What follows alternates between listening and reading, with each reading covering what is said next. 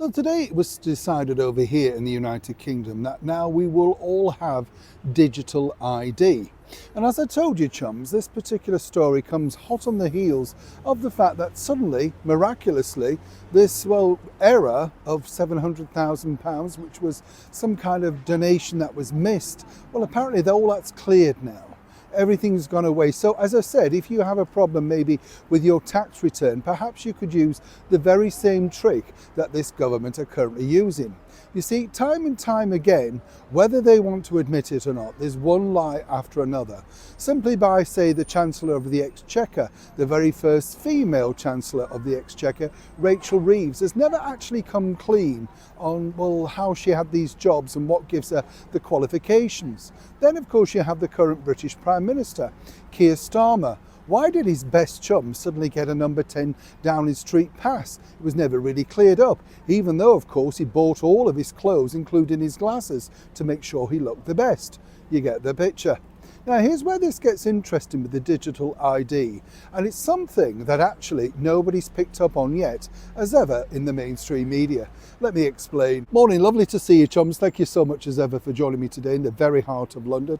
I hope you're keeping well, and don't be worried about this particular story, because the way they present it to you, it's kind of like, now the tagline that you have to remember, so everyone have a nice wave, nice to see you. Welcome one and all brand new subscribers.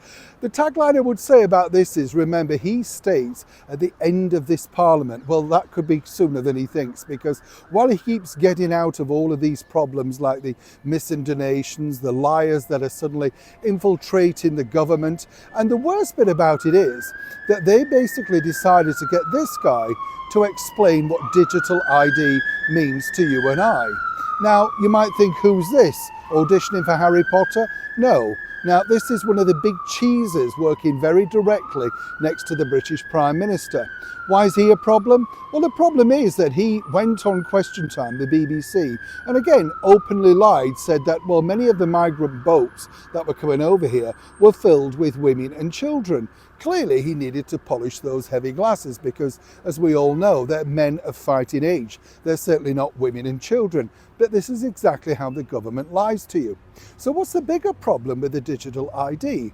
Well, on paper, it looks kind of like, okay, you don't need to carry your passport around. You could keep it on your phone, and you know how well that will work, given the fact that over here in the United Kingdom, and particularly here in London, one phone is stolen every 6 to 18 minutes. But Sadiq Khan, on this very same day, told us also that he plans to run for a fourth term.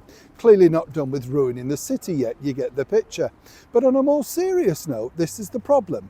You see, cast your mind back a couple of months back now, when Yvette Cooper was clinging on by her talons as the Home Secretary. She was the woman, of course, that was going to smash the gangs. Seemingly she couldn't smash anything, so they once again gave her another cushy job, keeping her out the way, and she's bought some new glasses to make herself look a bit more studious.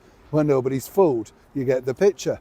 But Yvette, you see, couldn't remember, couldn't recall, had no idea about how many people had infiltrated our great land undetected. And they are all working, right? They are all working for those Deliveroo companies, Just Eats. They know they are. Many are Uber drivers, all undetected, have no opportunity of being caught whatsoever. And if they think that by presenting a digital ID, these companies are going to give in, simply not. Now, I know people that I've met throughout the years, let me tell you, who are simply off-grid. They still do not receive anything from the state, but the state doesn't even know they exist. What about those people? And how come these people that are now invading us on a daily basis over here in the United Kingdom, if they can do it, why can't the new invaders? This truly is a trap, and it's a trap to look into your bank account, the way that you live, whether you've got an electric car, have you got the boiler that they want you to have. It literally is pushing fast and hard. The only saving grace in this is, like everything that this government does, it will become an almighty shambolic mess. It certainly won't be done in the next 3.5 years, however long we've now been lumbered with Keir Starmer and his cabinet of clowns. But either way, it's here to frighten you. And as I said before, get your mind off the bigger story, which is, where did those donations really come from? And more importantly, where did they go? You see the bigger picture now? Neil Sean in the very heart of London.